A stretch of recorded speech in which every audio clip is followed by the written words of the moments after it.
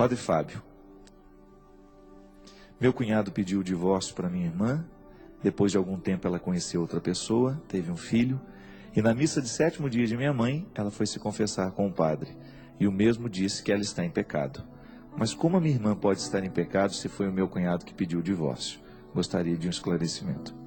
Querida, essa expressão estar em pecado significa que ela está numa situação não regular.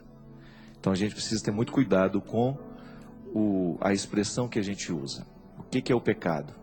O pecado é uma matéria grave de falta de harmonia, né?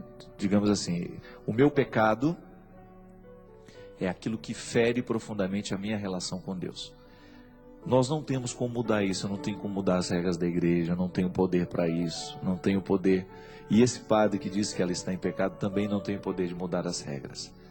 O que a igreja diz a respeito de segunda união é que é uma relação irregular.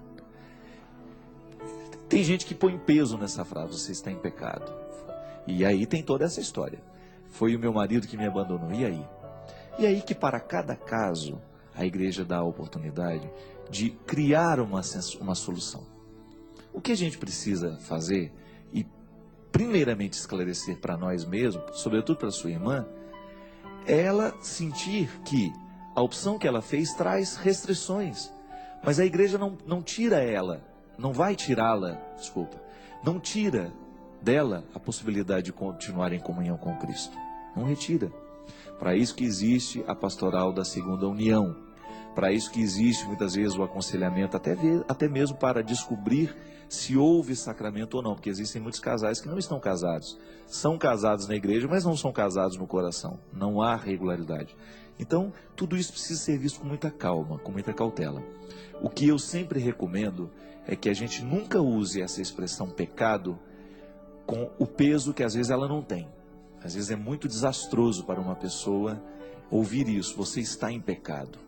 Uma coisa é você dizer que eu cometi um pecado, outra coisa é dizer que eu sou um pecado. Isso é muito duro. E esse discurso, às vezes, ele atinge de maneira muito negativa as pessoas.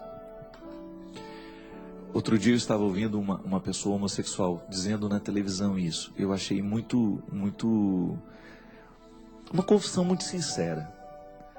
E, aliás, a gente precisa ter muito cuidado na maneira como nós tratamos a homossexualidade, porque às vezes o discurso é tão preconceituoso, tão pejorativo, tão cheio de pecado, que nós retiramos da possibilidade, nós retiramos da pessoa a possibilidade de ela continuar se sentindo amada por Deus. Eu não tenho o direito de fazer isso. Uma coisa é o pecado que a pessoa comete. Outra coisa é você dizer que ela é um pecado. Não, isso eu não tenho o direito de fazer. Não tenho direito como padre, não tenho direito como pessoa, não tenho direito como nada. Uma coisa é a pessoa chegar à conclusão de que ela precisa mudar alguma coisa na vida dela. Outra coisa é você dizer para ela que ela é um pecado. Não sobra nada dessa pessoa, minha gente. Ela cometeu erros na vida, ela comete, todos nós cometemos. Quem disse que o erro do outro é pior que o meu? Quem foi que estabeleceu essa ordem para poder dizer qual que é o pecado mais vergonhoso?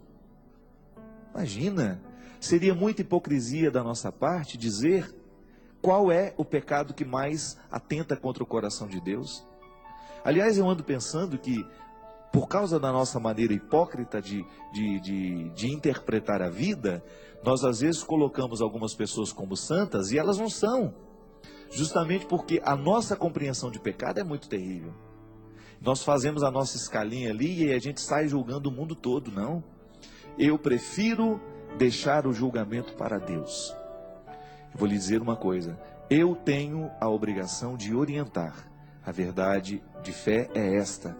Mas eu não tenho o direito de julgar ninguém fora. Não tenho.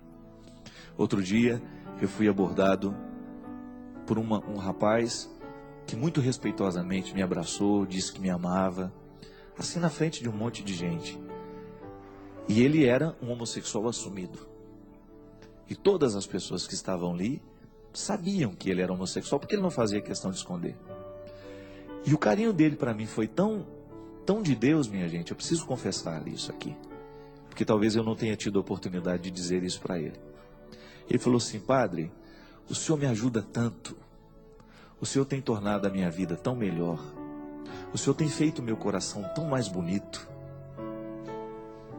Eu não quis saber em que a vida dele foi modificada.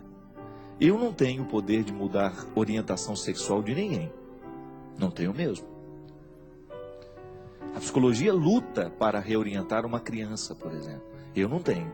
Isso é ele e Deus. A mim não me interessa qual foi a mudança que trouxe ao coração dele. Minha gente, saber que a nossa palavra faz bem a alguém, saber que a nossa palavra de alguma maneira reharmonizou alguma coisa dentro do coração dela, já valeu a pena. O resto é trabalho de Deus na vida dela. Agora, se a gente não acolhe, se nós já tratamos de maneira preconceituosa e já estabelecemos um julgamento diante de todo mundo que a gente enfrenta, é bem provável que um dia o mundo também vai fazer a mesma coisa com a gente. É bem provável que um dia a gente vai sofrer do mesmo mal que a gente colocou no mundo. Eu sei. As pessoas de segunda união, elas têm que viver uma série de restrições na igreja. Mas você não está restrito do amor de Deus. Não há nenhum pecado, isto aqui eu afirmo sem nenhum medo de errar. Não há nenhum erro nessa vida que possa nos retirar da mira do amor de Deus. Não importa o que você faça, não importa, mesmo porque, sabe, o que você faz de errado é atentado contra você. O que eu faço de errado é atentado contra mim. Por isso fere a Deus.